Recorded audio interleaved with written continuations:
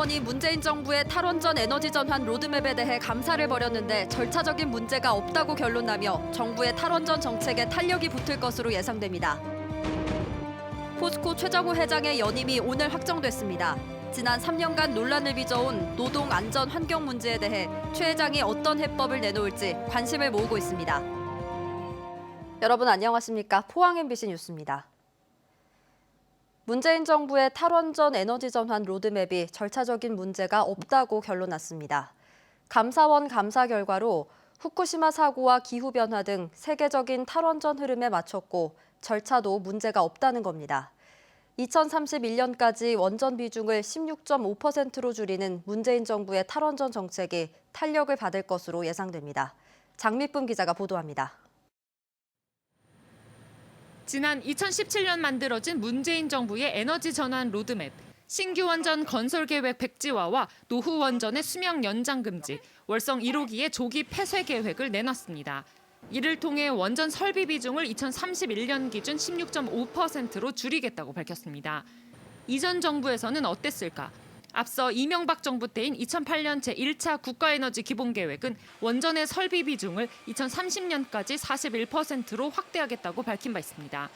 그런데 박근혜 정부 때인 2014년 수립된 제2차 에너지 기본계획은 후쿠시마 원전 사고 이후 원전 안전에 대한 국민적 우려가 높아져 원전을 2035년 29%로 감축했습니다.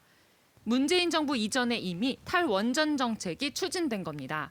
후쿠시마 사고 이후에 전 세계적으로 핵 발전소를 폐쇄해야 된다는 요구가 높았고, 또한 최근 들어서는 기후 위기가 심각해짐에 따라서 전반적으로 에너지 정책을 다시 개편해야 된다라는 그런 문제의식들이 많아졌습니다. 그런 정책을 하는 것은 한국뿐만 아니라 전 세계적인 그런 흐름이기 때문에.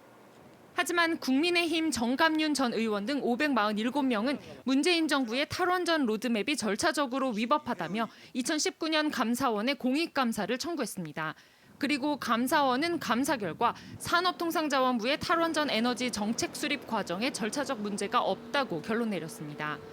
감사원은 에너지 전환 로드맵 분야 등에 대해 관련 법률과 판례, 자문 결과 등을 검토했지만 위법이나 절차적인 하자가 확인되지 않았다고 밝혔습니다. 또 정부는 변화되는 여건과 사정을 반영해 정책이나 계획을 수립할 수 있는 광범위한 재량을 가지고 있다고 설명했습니다. 감사원에서 상식적인 판단을 했다라고 생각하고요. 최근에 월성 1호기 폐쇄를 두고 되게 논란이 많았었는데 저는 이 논란도 이번 감사원의 결과로 인해서 좀 종지부를 찍어야 된다라고 봅니다.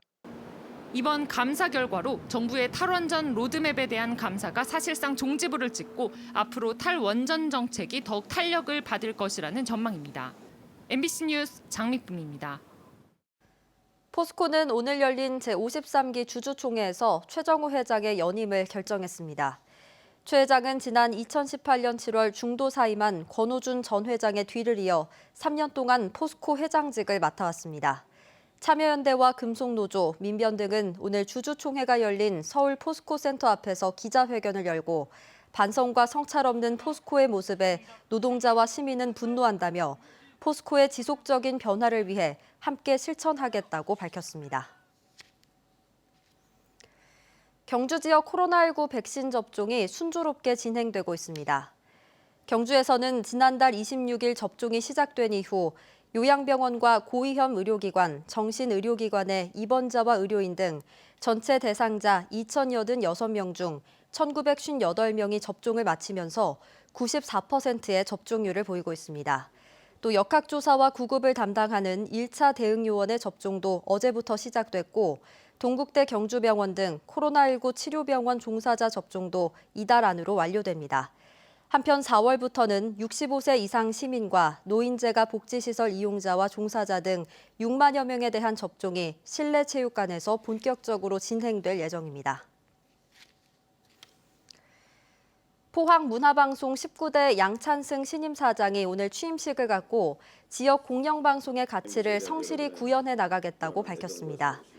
또한 급변하는 미디어 환경으로 지역 방송이 어려움을 겪고 있지만 힘을 모아 위기를 극복하자고 밝혔습니다. 포항문화방송 양찬승 신임사장은 지난 1991년 문화방송에 입사해 모스크바 해외 특파원과 보도 제작부장, MBC 미주법인 대표이사 등을 역임했습니다. 제281회 포항시의회 임시회가 오늘 폐회했습니다. 이번 임시회에서는 5개 행사 안전관리에 관한 조례안과 양성평등 기본조례 일부 개정 조례안, 용한 서퍼비치 관련 위탁 운영 동의안 등 20건을 의결했습니다. 한편 5분 발언에서 포항시 51만 인구 회복을 위해서는 지원금 지급 외에도 근본적인 대책이 필요하다는 지적이 나왔습니다. 다음 시의회는 다음 달 5일부터 열립니다. 2021 시즌 첫 동해안 더비가 내일 오후 4시 30분 포항 스틸야드에서 열립니다. 개막과 함께 2연승을 달린 포항은 제주전에서 승리를 내주며 연승 행진은 잠시 멈췄지만 이번 울산과의 경기에서 승리해 상승세를 타겠다는 각오를 밝혔습니다.